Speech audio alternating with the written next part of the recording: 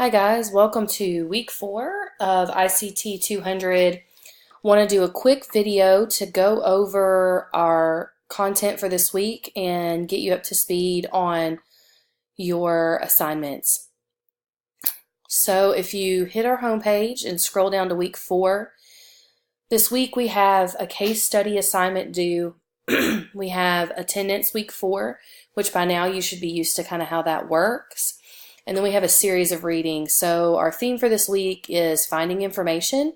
We also have in our textbook section, chapter 3, on finding information, and they actually pose that in a really interesting way. They talk about improving your investigative skills. So investigating and finding out more about finding information. So I like the way they pose that, and I think that's a good read, and that's worth your time, and that's in our textbook this week in chapter 3.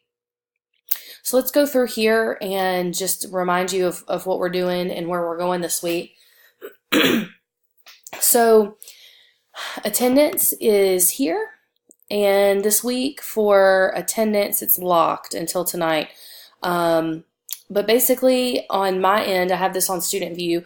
On my end, you're going to perform a search, and so again that's going to be available at midnight, and you can see the directions, but you're going to perform search, and you're going to kind of tweak that search and evaluate that search, and you need to be able to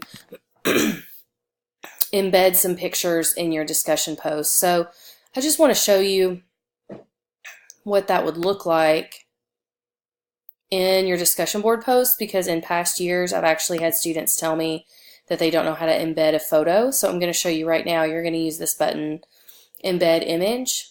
I do need you to follow the directions and to actually put this here in the discussion board on Canvas. I can't take email submission. So this is your button, embed image. And again, when that goes live at midnight, when our week opens and you're able to view that assignment, that'll make sense. Just follow the directions. You have about 4 steps to do that. It shouldn't take all that long. So that's attendance. We talked a little bit about our reading, and I'm going to cover some content in just a second, but I want to look at our case study assignment. And this is going to be a file upload. So again, this does need to be submitted on Canvas. Please don't email it. And please make sure that it is a file submission, but please make sure you're saving a working file for yourself as you're working on this. And please follow the directions. So I have the rubric open over here, and I want to look at it with you together. So using the readings and materials in class, consider whether you're largely a critical thinker, a creative thinker, or both. And then you're going to think of 3 people in your field and describe what type of thinker you believe them to be as well. You need to give examples for your opinions and write at least a brief 200-word case study of each person. So 4 people, one of them is yourself, and so I'm looking for 4 paragraphs, and each paragraph needs to be 200 words. As you can see in our rubric, we break down into these 3 areas: analysis, content, and mechanics, and each one is going to have a weight. Mechanics has slightly less of a weight than the other 2. So if you only describe 2 or 3 people, you're automatically down here in the rubric as opposed to getting the full potential points. If you are only supporting some of your ideas with course materials and examples, again, you're down here. If you don't use course materials or examples at all, then you're down here. So you can kind of see how I grade this. And in order to be successful, you need to go by this rubric. You add all these points up, and you can see your potential of how many points that you could possibly get out of 50. I do want to mention that grammar matters, of course, as I always mention. And I do want to remind you that I don't know these people. These can be people that you work with, people that you know. These can be important people in your field, so people that you don't necessarily know, but you do need to give me some sort of understanding of who they are and how they're connected to you and how they're connected to your field.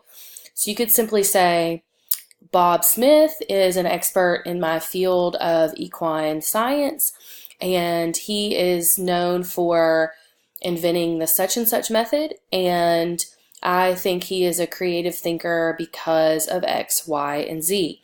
Or you can say Bob Smith is my he's my supervisor in my internship in the area of whatever, and I witnessed him have strengths in the areas of this, this, and this as he was able to solve this problem. So what you need to do is give me an idea of who the person is and support it with examples and support it with some of the terminology from our readings, okay?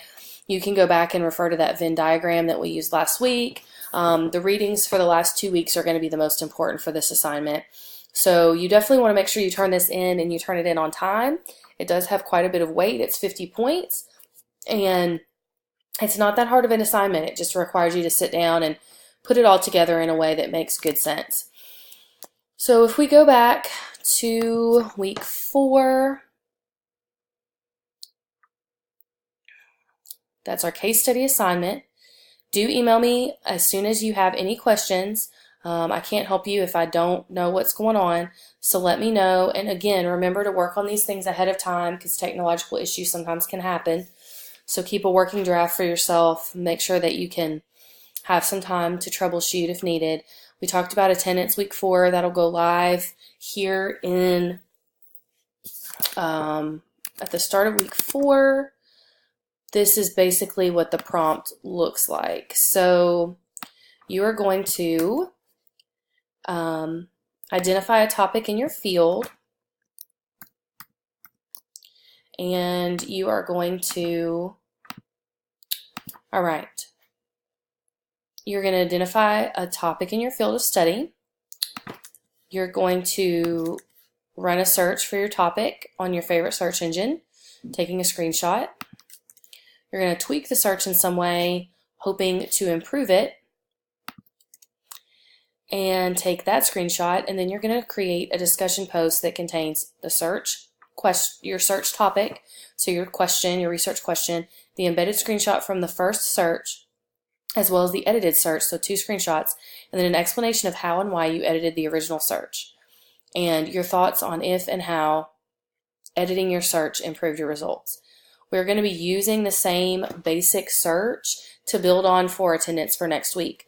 So again, save a working document for yourself and it will save you a lot of time and you'll be halfway to completing your week 5 attendance. So case study assignment, pay attention to the rubric, attendance week 4, practicing our search engine skills, our readings for this week. I just want to let you know that this is the basics of internet search and how that works. So this is how search engines work, just a basic understanding of that. It's kind of interesting about crawlers and indexing and how Google, Bing, Yahoo, how they actually find content on the internet. So that's good to understand because it can help you improve your search results like we're going to practice doing in our attendance this week. And then, this one, talking about the deep web. So the deep web is content that can't be searched or crawled by a search engine, and that's often data that needs to be accessed by a search interface. So it's buried underneath something. It could be buried in a database, so it could be a result of a database query. It could be subscription-only information or password-protected data. That's a lot of your high-quality information that isn't free. It's behind a paywall. Pages that aren't linked to by any other page. So if you don't have hyperlinks out, then it's very hard for a crawler to find you. And then content that's limited by technology like CAPTCHA technology that would be behind a CAPTCHA for a number of reasons to try to protect it. And then any content that exists outside of a standard HTTP or HTTPS protocol. So as you scroll through this, it's interesting. We think that as much as 90% of the internet is deep web, and this will tell you just a little bit more about the deep web and how you could possibly use that in your particular field of study. And then lastly, I want to highlight this LibGuides page for University of Kentucky Libraries. They do a great job. We talked about a lot of deep web resources being behind a paywall, being in databases. These are organized by topic and by general area. And so these LibGuides are going to, see if I can stumble upon a good one here. Agriculture. Let's go to hemp. That seems interesting. These are created by librarians, and they're going to give you a really great start on any particular topic. They're going to show you databases as well as free web and government resources that can help you begin your research that might not be accessible via Google. And because these are created by librarians, these are going to be higher quality resources that are curated. So you can see, looking for articles, start here. These are our databases that are available to you through the UK website. Lots and lots of interesting information here. Kentucky resources, other governmental resources. So you can see that if you get started on a LibGuide in your particular area, this is one way through just simply navigating to the site. I'll link to it for you, that you can get a head start on some great high quality research that might not be accessible to you via Google. So a really, really great resource for you to know about. So that's week 4, our case study, our attendance, our readings. I'm going to put the link to the LibGuides in there as well. And I look forward to working with you guys this week. As always, please reach out with any questions that you have and let me know how I can help you along the way.